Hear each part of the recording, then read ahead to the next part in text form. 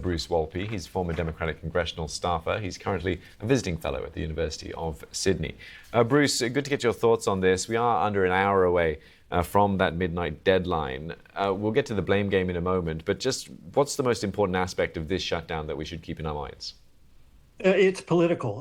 The President Trump has been ruling with iron authority since he was inaugurated. The Democrats have been prostrate for months, and their base, the active people in the Democratic Party, want to see the Democrats oppose and stop Trump. And so there is this opportunity with funding for the government running out for the Democrats to finally get into a bargaining position. All of Trump's program has been passed without Democratic support, none.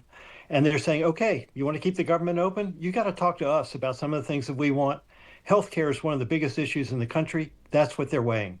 And is that quite a dangerous strategy to take, to stand up to him, and with all the the White House and the administration being able to point directly at the Democrats and blame them for the shutdown? How do you think that's going to play out in the public's domain? There's absolutely a risk to the Democrats for doing that. On the other hand, vital services are going to be suspended. And the Democrats will say, we have to work together in order to get things back together and blame. The president does own the economy. The White House does direct the economy. And so at some point, I think many will conclude, yes, Trump, you should do better.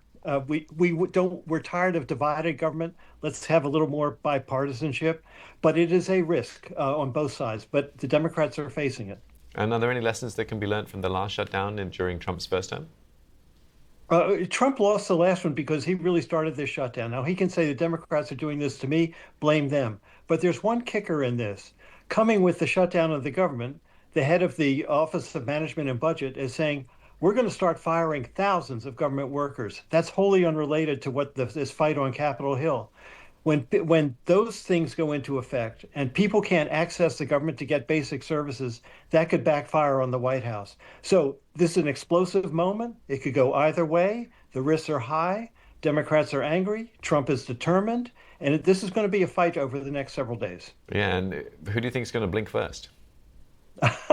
Trump doesn't blink, and the Democrats aren't going to give up. I think it's not clear. The risk is very tough for both sides. It will ultimately be solved. The question will be, how much do the Democrats get back when it is solved?